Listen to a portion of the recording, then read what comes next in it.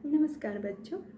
आज मैं आपको समझाना चाहती हूँ कि कब, कैसे और क्यों वस्तु की कीमतों में परिवर्तन होता है, और उसे मैं समझाऊंगी वस्तु की पूर्ति के माध्यम से। मैं आपको समझाने की कोशिश कर रही हूँ कि आप समझें कि किस तरह कोई पूर्ति वक्र या उत्पादक के द्वारा की जाने वाली पूर्ति विभिन्न चीज़ों से प्रभावित होती है। यहाँ मैंने मुख्यतः 3 बिंदुओं को लिया है: तकनीकी प्रगति को, उसके साथ साधनों की कीमत को, और आप मेरे स्क्रीन पर देख सकते हैं स्थानापन्न वस्तु की कीमत को। तो बच्चों, आपको ध्यान देना होगा कि ये तीनों ही चीज़ें, इसके अलावा उत्पाद शुल्क जिसका वीडियो मैं पहले ही डाल चुकी हूँ, ये तीनों ही चीज़ें इतनी इम्पॉर्टेंट हैं कि वस्तु की पूर्ति को बहुत अधिक प्रभावित करती हैं, और उस पूर्ति की मात्रा कम या अधिक होने पर पूरी की पूरी अर्थव्यवस्था पर उसका प्रभाव हमें देखने को मिलता है। तो अगर हम इसे जानते हैं और इसे समझते हैं तो सरकार की कोई भी नीति जो इन तीनों चीज़ों में परिवर्तन ला दे, चाहे तकनीक में लाए, साधनों की कीमत में लाए, या फिर स्थानापन्न वस्तु की कीमत में लाए, तो जब आप सरकार की किसी भी नीति को इन तीनों पे तोल कर देखेंगे तो यकीन है बच्चों कि आप समझ जाएंगे कि अब देश में किस वस्तु की कीमत बढ़ने वाली है और किस वस्तु की कीमत घटने वाली है। चलिए शुरुआत करती हूँ तकनीकी प्रगति से। अगर तकनीक में सुधार हो जाए, तकनीक और भी बेहतर हो जाए, तो क्या प्रभाव पड़ता है पूर्ति वक्र पर? तकनीकी सुधार का पूर्ति वक्र पर प्रभाव। बच्चों, जब भी तकनीक में सुधार होता है तो सुधार का अर्थ ही है अच्छा होना। तो तकनीक से अगर हम पहले 1 घंटे में 1000 वस्तुएं बना रहे थे और अब तकनीक में सुधार हो गया और हम उसी 1 घंटे में 1200 वस्तुएं बनाने लगे, तो 200 वस्तुओं की वृद्धि हुई और हमारी क्षमता भी 200 इकाई ज़्यादा उत्पादन करने की हो गई। तो अब आप इससे समझिए कि इससे उत्पादक को कैसे लाभ होगा। इससे उत्पादक को यह लाभ होगा कि उसकी लागत घट जाएगी। कैसे? वो पहले 1 घंटे में सिर्फ 1000 वस्तु बनाता था और अब 1 घंटे में 1200 वस्तु बना रहे हैं, मतलब 1000 की लागत में 1200 का उत्पादन। तो हो गई ना उसकी औसत और सीमांत लागत कम। और जब उसकी औसत और सीमांत लागत कम हो गई, अर्थात उसके द्वारा होने वाला खर्चा या व्यय कम हो गया, तो ऐसे में बच्चों जो भी बाजार में कीमत होगी उस पर वो अधिक पूर्ति करना चाहेगा। इसका 2 कारण हैं। एक तो उसकी लागत कम हो गई है और दूसरा कि अब वस्तुओं का उत्पादन ज़्यादा हो रहा है। तो इन्हीं दोनों कारणों से वह ज़्यादा उत्पादन करना चाहेगा और वो खिसका देगा हमारे पूर्ति वक्र को। किस ओर खिसकाएगा? जी हाँ, दाईं ओर खिसकाएगा, क्योंकि वस्तु की पूर्ति बढ़ गई है। अब चलिए, इसे मैंने एक चित्र के माध्यम से भी आपको बताया है कि SS है प्राचीन पूर्ति वक्र, और तकनीकी सुधार के बाद जो नया पूर्ति वक्र मिला है वो S1 है। SS पर OQ मात्रा की पूर्ति की जा रही थी और कीमत तो दोनों के लिए निश्चित है, OP। लेकिन तकनीक में सुधार होने के बाद उत्पादक ने अपनी पूर्ति को बढ़ा दिया और वो बढ़कर हो गई OQ1। तो याद रखिएगा बच्चों, जब कभी भी टेक्निक अच्छी आएगी, तकनीक में सुधार होगा, तो यकीन जानिए उत्पादन बढ़ेगा और लागतें कम होगी, और उत्पादन बढ़ेगा तो पूर्ति तो बढ़ेगी ही बढ़ेगी। चलिए अब हम दूसरी कंडीशन को देखते हैं, जो है उत्पादन के साधनों की कीमत। चलिए आपको रिवाइज करा दूं। उत्पत्ति के 5 साधन होते हैं: भूमि, श्रम, पूंजी, संगठन और साहस। अब आपकी मर्जी, आप जिस भी साधन की कीमत को बढ़ाना चाहते हैं बढ़ा लीजिए। अब अगर अचानक से उत्पादन की साधनों की कीमतों में परिवर्तन आ जाए तो वो कैसे इफ़ेक्ट करेगी हमारे पूर्ति वक्र को। अगर किसी भी साधन की कीमत में वृद्धि हो जाए तो इसका असर सीधा सीधा किस चीज़ पे पड़ेगा बच्चों? लागत पर ना। तो लागतें क्या होंगी? अगर साधन की कीमत बढ़ेगी तो उत्पादक को ज़्यादा खर्च करना पड़ेगा, और अगर उसे ज़्यादा खर्च करना पड़ा तो उसकी लागत तो बढ़ गई। अब जब उसकी लागत बढ़ गई तो क्या जो भी कीमत है उस पर वह अधिक पूर्ति करना चाहेगा? नहीं, क्योंकि वह उत्पादन ही कम करना चाहेगा ताकि साधन को ज़्यादा काम पर ना लगाना पड़े। तो जब वो उत्पादन कम करेगा तो पूर्ति भी कैसी करेगा बच्चों? कम।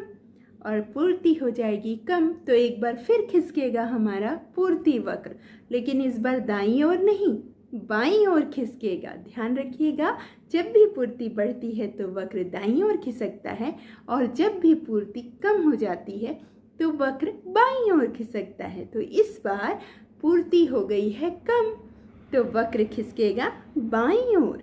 जैसा मैंने चित्र में आपको बताया है कि एस एस प्रारंभिक पूर्ति की रेखा है, और मैंने दोनों चीज़ें आपको यहाँ पे बताई हैं।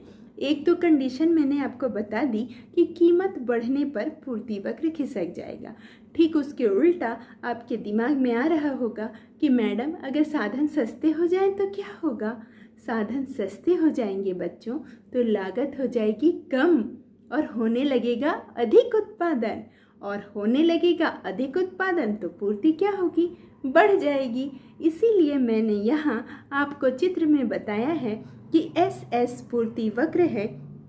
अगर किसी कारण से उत्पादन लागत बढ़ जाती है, साधन की कीमत बढ़ने से, मैंने इक्वेशन दिया है बच्चों ध्यान दीजिएगा, साधन की कीमत बढ़ने से अगर उत्पादन लागत बढ़ गई तो वक्र खिसक जाएगा बाईं ओर, और अगर साधन की कीमत कम होने से लागत कम हो गई और उत्पादन बढ़ गया तो वक्र खिसक जाएगा दाईं ओर। तो देखा आपने, मैंने यहाँ इस चित्र में दोनों ओर वक्रों को खिसकाकर आपको ये समझाने की कोशिश की है। S1 बाईं ओर खिसका हुआ वक्र है जो कम पूर्ति को बताता है, और S2 दाईं ओर खिसका हुआ वक्र है जो ज़्यादा पूर्ति को बताता है। मैंने यहाँ चित्रों में भी लिख दिया है, आप देखिए, समझिए और नोट कीजिए। अब चलें तीसरी बात की ओर, जो है स्थानापन्न वस्तुओं की कीमत। अब मैं आपको याद दिला दूं कि स्थानापन्न वस्तुएं कौन कौन सी होती हैं। जैसे चाय की जगह पे कॉफ़ी का उपयोग।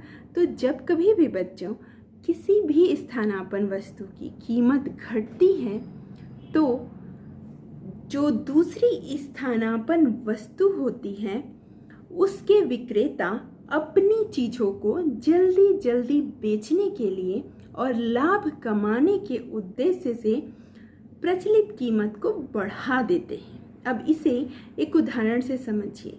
अगर किसी कारणवश चाय की कीमत घट गई तो उत्पादक क्या सोचेगा? ज़्यादा लोग चाय पीने लगेंगे, तो वो तुरंत ही कॉफ़ी की जो पूर्ति है उसकी जो प्रचलित कीमत है उसको थोड़ा सा बढ़ा देंगे। उसके बढ़ा देने की वजह से सभी विक्रेता उस ज़्यादा कीमत पर पूर्ति को भी बढ़ा देंगे, और उसकी वजह से पूर्ति वक्र खिसक जाएगा दाईं ओर। वहीं पर बच्चों अगर चाय की कीमत घट गई है तब फिर लाभ कमाने के लिए विक्रेता कॉफ़ी की कीमत को बढ़ा दिए, और ठीक इसके उल्टा अगर चाय की कीमत बढ़ गई है तो तुरंत ही कॉफ़ी के विक्रेता लाभ कमाने के लिए तुरंत कॉफ़ी की जो कीमतें हैं उसको घटा देंगे, अर्थात पूर्ति भी उसकी घटा देंगे। ध्यान रखिएगा बच्चों, उत्पादक के लाभ कमाने के दो तरीके होते हैं। पहला तो या वो कीमत को घटा या बढ़ा दे, और दूसरा या तो वो पूर्ति ज़्यादा या कम करके लाभ कमाए। तो स्थानापन्न वस्तु में ये दोनों ही नियम लागू होते हैं कि अगर एक वस्तु की कीमत बढ़ी तो दूसरी जो वस्तु होगी उसमें दो तरीके का परिवर्तन हो सकता है।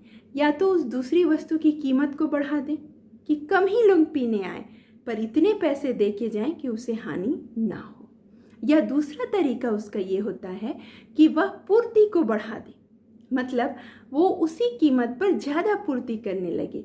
तो जहाँ वो 10 कप चाय बेच पाता था या 10 कप कॉफ़ी बेच पाता था, वह अब 20 कप बेच पाएगा, तो भी तो वो लाभ में रहा ना।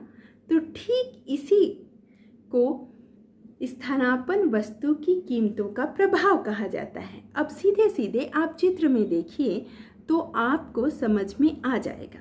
जब कभी भी उपभोक्ता किसी एक वस्तु की कीमत में वृद्धि होने पर, यहाँ मैंने अच्छे से आपको चाय और कॉफ़ी के उदाहरण से बता दिया है कि किस तरह जब चाय की कीमत घटी तो जो विक्रेता हैं कॉफ़ी के, उन्होंने अपनी प्रचलित कीमत पर अपनी पूर्ति को बढ़ा दिया ताकि उनको किसी तरह का घाटा ना हो, लोगों को उसी कीमत पर ज़्यादा कॉफ़ी मिले।